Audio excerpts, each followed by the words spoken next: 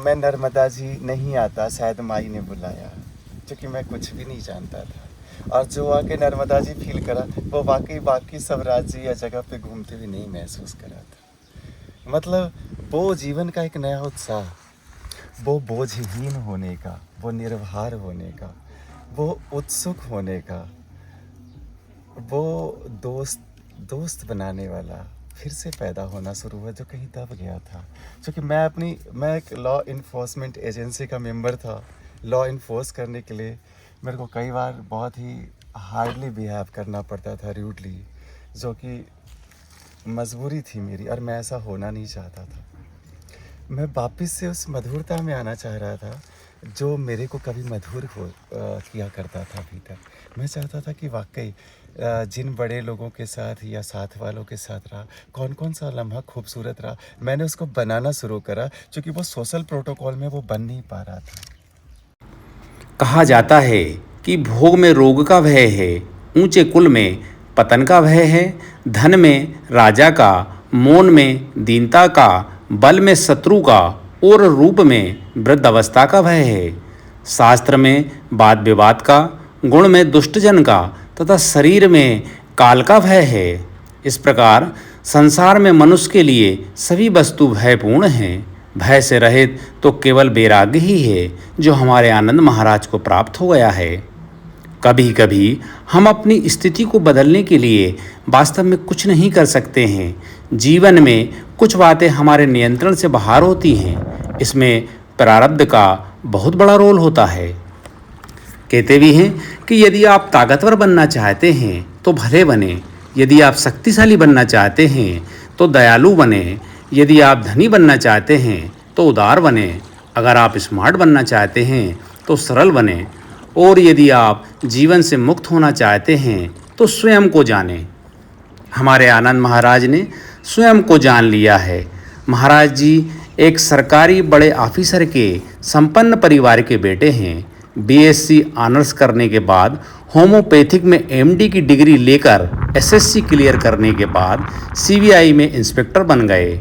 वहाँ पर कुछ समय नौकरी करते रहे, लेकिन मन को शांति नहीं मिली। फिर एक दिन अचानक नौकरी व सब कुछ छोड़कर शांति व सत्य की खोज में माँ नर्मदा जी के तट पर आ गए।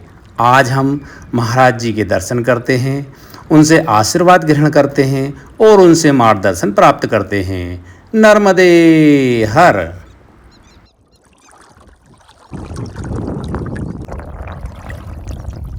आकाश शुद्ध, अग्नि शुद्ध, वायु शुद्ध, धरती शुद्ध, हे पंच महाभूत शोधयामि, आवाहयामि प्रणम्य। नर्मदा जी स्नान करने का बहुत आनंद है इधर। हाँ, और ख़ास करके नर्मदा जी, एक तो वैसे ही कहते हैं कि बहता हुआ जल आपके शरीर से बहुत कुछ बहा ले जाता है, और नर्मदा जी जहाँ से आ रही, कहते हैं कि पानी की एक अपनी मेमोरी है, जिसके किनारे जितने सिद्ध ऋषि मुनियों ने अब तक जो तपस्या करी है, वो सारी याद इस जल में संचित है जब से। तो और ऊपर से जो पहाड़ों से आती है, तो बस बात ही बात है। ये जल बिल्कुल आपको आंतरिक और बाहरी, यहाँ तक कि रोग दुख कष्ट मानसिक शारीरिक चिंता और सब कुछ बहा ले जाती है। यही धर्म से हो गए हैं पार की जय सिया राम। जब बोले जब राम का नाम, जय हो नर्मदा मैया की जय। मीराबाई सुना भय भजन की जय सिया राम। कुछ न गए जीवन के साथ, मुट्ठी बांध के आया रे बंदे, हाथ पसारे जाना पड़ेगा जय सिया राम। पल दो पल में क्या हो जाए पता नहीं तकदीर का, अद्विद भैया कोई न जाने अजब खेल रघुवीर का जय सिया राम। अरे हरि भजन को ले लो रे मनाए जय सिया राम। घड़ी में आए पल में जाए, घड़ी पलक तो बांधी न जाए कि जय सिया राम। कुछ न गए जीवन के साथ, जब बोले रे जब राम का नाम जय सिया राम। यही धर्म से हो गए हैं पार की जय सिया राम। जब बोले जब राम का नाम, राम भजन में लगी लगन, मीराबाई सुनावे भजन की जय सिया राम। कुछ न गए जीवन के साथ, मुट्ठी बांध के आया रे बंदे, हाथ पसारे जाना पड़ेगा जय सिया राम। पल दो पल में क्या हो जाए, पता नहीं तकदीर का, अद्विद भैया कोई न जाने अजब खेल रघुवीर का जय सिया राम। अरे हरि भजन को ले लो रे मनाए जय सिया राम। घड़ी में आए पल में जाए, घड़ी पलक तो बांधी न जाए कि जय सिया राम। जैसे हमारे बड़े बुजुर्ग कहते थे और बाद में भी इस चीज़ को कैरी किया गया कि अगर हम नंगे पाँव बेयर फुटेड, हम चाहे जहाँ भी रहते हैं, उस फ़र्ज़ के साथ एक कनेक्टिविटी बहुत ज़रूरी होती है। हम मिट्टी तत्व से जुड़ते हैं, वो अर्थ एलिमेंट को रिसीव करते हैं, जो कि ये पाम और ये खास करके खास सेंसर से सेंसिबल होते हैं। तो अगर हम नंगे पाँव नहीं चलते हैं तो ऐसा कहा जाता है, और शायद ये बायोलॉजिकली भी मेडिसिनली भी ये प्रूव किया गया है कि बहुत सारे हार्मोन्स जो होते हैं वो एक्टिवेट होते ही नहीं हैं, और वो एज इट इज़ वैसे के वैसे वापस चले जाते हैं। इसलिए कहते हैं कि आदमी अपने दिमाग का बामुश्किल से 1/2 या 1% यूज़ करता है। ऐसा सुना है मैंने, शायद सही है या नहीं है, आजकल मैं थोड़ा दूर हूँ तो, कि सबसे ज़्यादा दिमाग आइंस्टीन ने यूज़ करा था। लेकिन जो भी महामानव थे उन लोगों ने बहुत सारा टाइम बेयर फुटेड वाकई अपनी लाइफ का स्पेंड किया, और वाकई उनके लाइफ में बहुत अलग अलग घटनाएं घटी, जो कि इसी सिस्टम के साथ हुआ। इसी शरीर ने उस अल्ट्रा ह्यूमैनिटिक जोन में उस व्यक्ति को कहीं ना कहीं तब्दील कर दिया।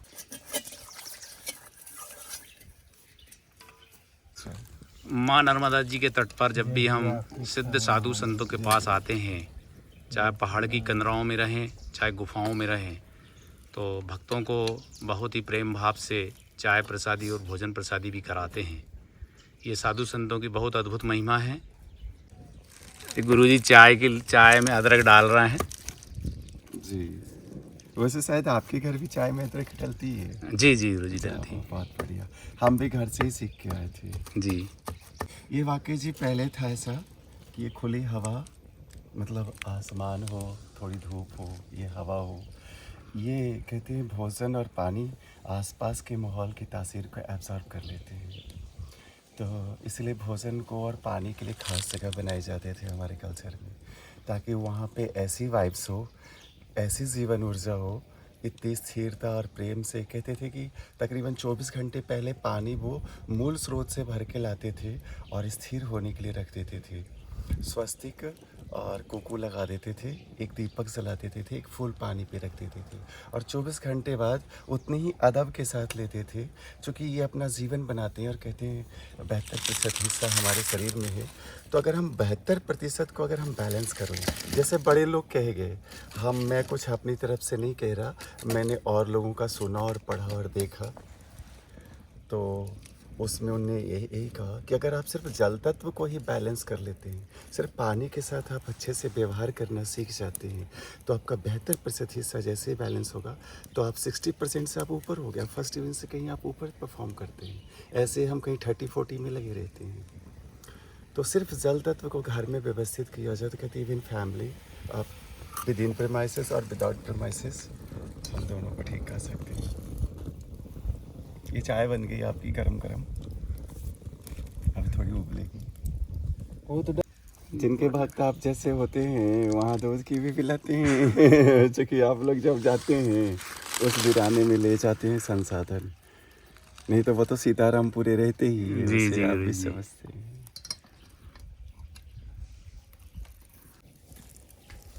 ये हम देख रहे हैं संतों का बहुत ही त्यागमय जीवन होता है और आनंददायक जीवन होता है।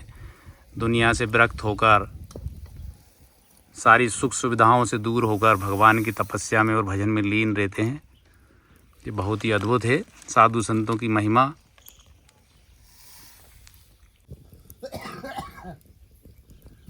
मतलब simply brownie, not more than and not less than. अब आप कहेंगे कि वाह, थोड़ा प्रोटोकॉल कम कर लेते, थोड़ा कलर थोड़ा हार्ड कर लेते। जी।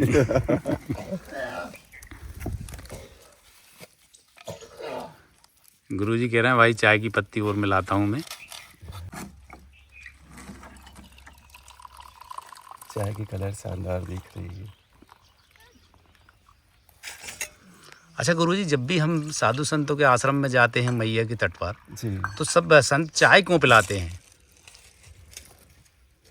सब ज़्यादा तो लॉजिकली क्लियर नहीं है, लेकिन जहाँ तक मैं अपने अगर एस्पेक्ट से आपको बता सकूँ तो ये देखा था कि एक टाइम था जब चाय एक क्रेज़ थी। मिडिल टाइम में जब भारत वाले इतने चाय नहीं पीते थे, तो जब चढ़ा तो एक क्रेज़ की तरह रहा, और फिर किसी को चाय पिला तो वो भीतर से खुश हो जाता था, क्योंकि एक बिल्कुल नई चीज़ नए अंदाज में थी। हाँ, आज हैबिचुअल हो चुके हैं हम, लेकिन वाकई अपने आप में शानदार है कि किसी ने कैसे इतनी वनस्पति में इस चाय की पत्ती को ढूंढा, इस तरह से मिला के ऐसे लेना।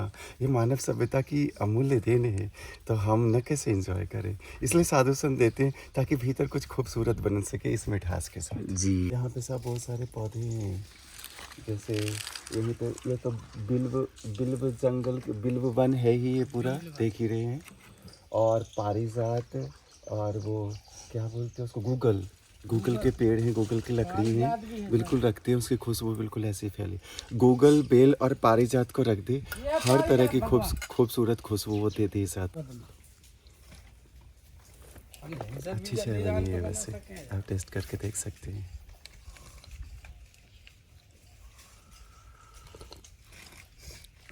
ताजे ताजे आज गुरुजी भोजन प्रसादी में हाँ, पलाश के फूल की सब्जी बना रहे हैं और स्वयं अपने हाथों से तोड़ रहे हैं गुरुजी। हम जनरली खाकरा के फूल बोल देते हैं, खाकर पलाश, हाँ, ये सब हम बोलते हैं। हाँ।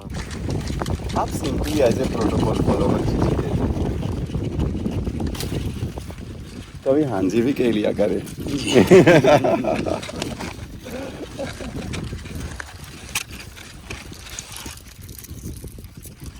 हम ये देख रहे हैं गुरुजी आज पलाश की फूलों की सब्जी बना रहे हैं। ये जड़ी बूटी की सब्जी है जो हमारे स्वास्थ्य के लिए बहुत ही लाभदायक होती है। और कहते हैं संतों कि महा होली के रंग पहले लोग इसी से निकालते थे। ये है ना, लगता है ये ना गुलाबी कलर का है ना, बहुत खूबसूरत, मतलब केसरिया टाइप का। केसरिया, हाँ, इतना खूबसूरत, इससे कलर निकाला करते थे। अच्छा, ये ऊपर लग रहा है,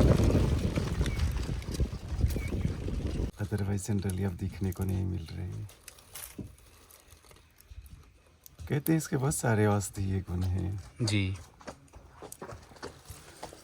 अब आजकल तो जनरली लोग नेट से देख लेते हैं, लेकिन हम जो यूज़ करते हैं जनरली घर में, तो कहते हैं कि मधुमेह, शुगर के लिए भी काफ़ी ज़्यादा ये उपयोगी है। जी। कि इसके 2 फूल को रात में कांच के गिलास में डाल के 1 गिलास पानी में रख देते हैं, और सुबह फूल हटा के इसका पानी का सेवन कर लेते हैं, तो ये उच्च स्तर पे आए हुए भी शर्करा को कम कर देता है, यानी वो संतुलित कर देता है धीरे से। जी। जी। हाँ, और भी कई तरह के उपयोग हैं, और जनरली हमारा सारा भोजन वनस्पति से ही आता है जनरली। जी।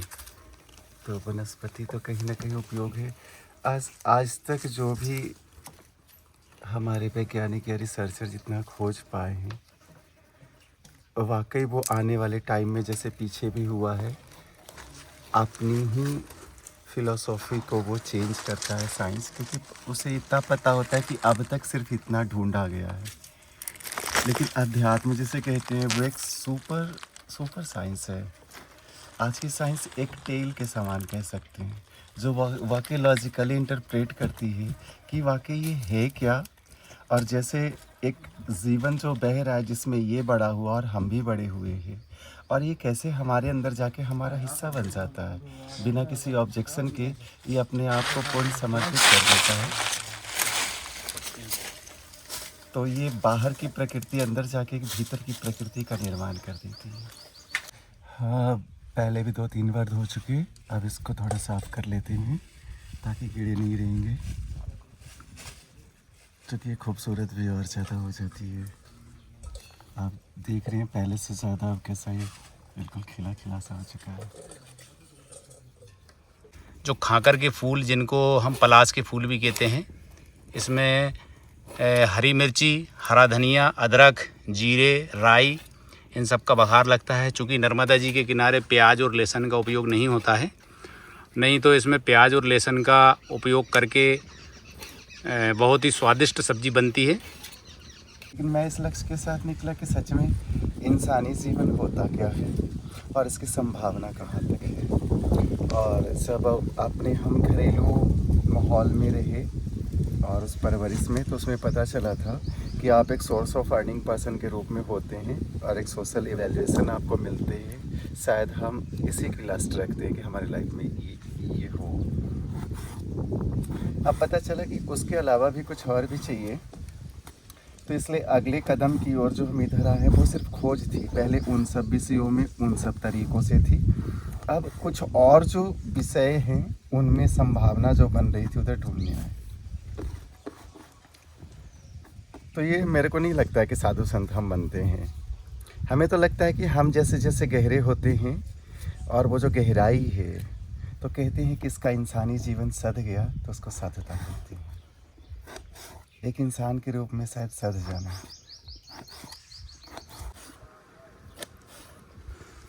उन्होंने कहा था कि ये जीवन ऊर्जा को हम कई तरह से उपयोग कर सकते हैं। ये जो जीवन ऊर्जा यानी कि प्राण ऊर्जा जो है, हर किसी में एक समान आती है, लेकिन अपने कर्मों के छाप उस पर अंकित हो जाते हैं, इसलिए वो अलग अलग तरह से काम करती है, जो एक आभा के रूप में दिखती है। तो इस जीवन ऊर्जा को हम 4 सदस्य के एक परिवार के रूप में भी जी सकते हैं, जहाँ 2 बच्चे पालना और उनकी रोटी के लिए। और इसी जीवन ऊर्जा को हम एक ब्रह्मांडीय संबंध के रूप में, न वैश्विक और न सिर्फ धरातलीय, बल्कि एक ब्रह्मांडीय संबंध में कि ये सब कुछ है। सूर्य है, तारे हैं, चंद्रमा है, ये पशु पक्षी, पेड़ चिड़ियाँ, यहाँ तक कि ये चींटी है, तभी हमारी इकोलॉजी सस्टेन कर रही है। हम सिर्फ एक हिस्से हैं, हम बहुत महत्वपूर्ण नहीं हैं, हम भी बस एक अंग हैं। लेकिन हम में एक संभावना अलग से दी गई है कि हम ये जान सकते हैं कि हम किससे बने हैं। ऐसा हमारे बड़े बुजुर्गों ने, संत महात्माओं ने कहा। तो वाकई इस जीवन ऊर्जा को कई बार क्या होता है कि लोग कहते हैं कि देखो वो पेंटर था, उसने शादी नहीं करी, तो वो जीवन ऊर्जा ट्रांसफॉर्म हो गई। जो भी एनर्जी थी जो बाकी जगह जा रही थी वो ट्रांसफॉर्म हो जाती है। जैसे मोह कहते हैं, मोह अजीब सी चीज़ है, लेकिन मोह एक परिवार में 4 सदस्य एक चारदीवारी के अंदर सीमित रहता है, तो शायद तब तक होता है। और जैसे ही ये आगे बढ़ता है चारदीवारी के बाहर, तो ये प्रेम और भक्ति के रूप में अपने आप परिणत हो जाता है। लेकिन इसका रूट पॉइंट वही है, वो लगाव, जिसको हम लिमिटेड वे में, जब वो लिमिटेड होता है तो मोह कहते हैं, लेकिन जब वो अनलिमिटेड हो जाता है, अनकंडीशनल हो जाता है, तो उसको प्रेम और उसकी पराकाष्ठा शायद भक्ति है।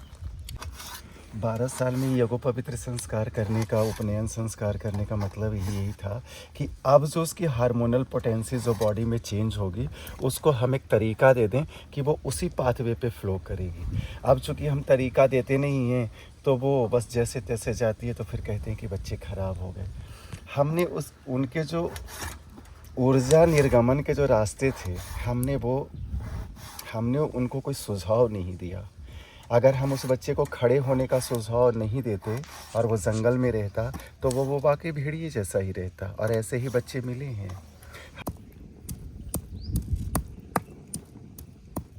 It's amazing, fantastic, outstanding, gorgeous.